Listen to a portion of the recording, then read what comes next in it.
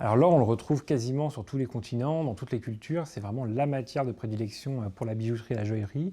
Néanmoins, c'est vrai qu'en Afrique, déjà à des périodes très anciennes et des périodes très récentes, on va retrouver une importance de l'or. Et donc forcément, cette permanence de l'or sur le continent africain va entretenir des savoir-faire, va entretenir une connaissance liée à cette matière.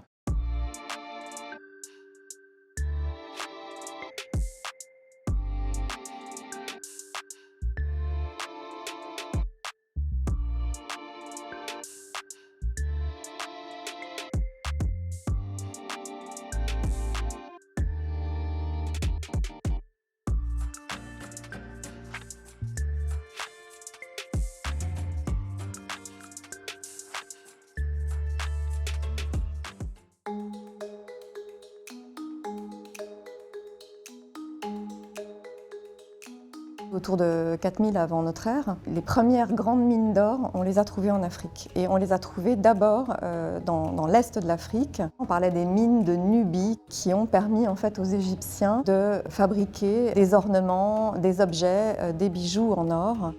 Alors l'or, en termes culturels, évidemment, ça va être la brillance, ça va être quelque chose d'ordre presque magique. Dans l'Égypte ancienne, il y avait quand même cette idée d'une sorte de matérialisation de la lumière. Et ce qui est intéressant avec l'or, c'est que forcément, cette dimension matérielle, cette dimension lumineuse, va s'incarner d'une manière presque divine.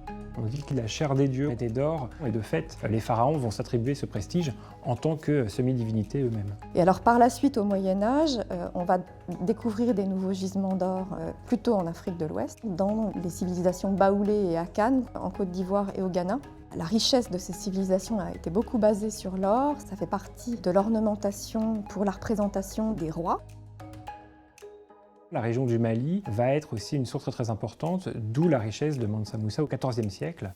Mansa Moussa, il était empereur de l'équivalent du Mali actuel. C'était à son époque l'homme le plus riche du monde et peut-être il serait encore aujourd'hui l'homme le plus riche du monde. Il était tellement connu qu'on l'a représenté dans un des premiers atlas qu'on appelle l'Atlas catalan. On le voit représenter sur cet atlas presque comme un roi de France. Il tient un sceptre avec une fleur de lys, mais surtout dans sa main il a une boule d'or, signe de sa très grande richesse. Ce Mansa Moussa, qui était musulman, en fait, a décidé de se rendre à la Mecque. Et vous savez, lors du pèlerinage à la Mecque, il faut faire œuvre de charité. Le problème, c'est que Mansa Moussa était tellement riche qu'en chemin vers la Mecque, eh bien, systématiquement, il déstabilisait les économies locales par la profusion de ses richesses qui causaient des crises, en fait, économiques. En Afrique, on trouve quasiment tous les types de bijoux, des pendentifs, des motifs d'oreilles, des ornements de tête, des bracelets évidemment. On a quasiment toute la diversité de la parure en fonction des cultures, en fonction des siècles. On a une diversité qui est extrêmement riche. L'or, trésor d'Afrique, est l'un des chapitres du Tour du monde du bijou. Un cours donné à l'École des Arts Joailliers où l'on découvre que le bijou, de l'Afrique à l'Asie, en passant par les Amériques et l'Europe, est l'une des premières formes d'art de l'humanité.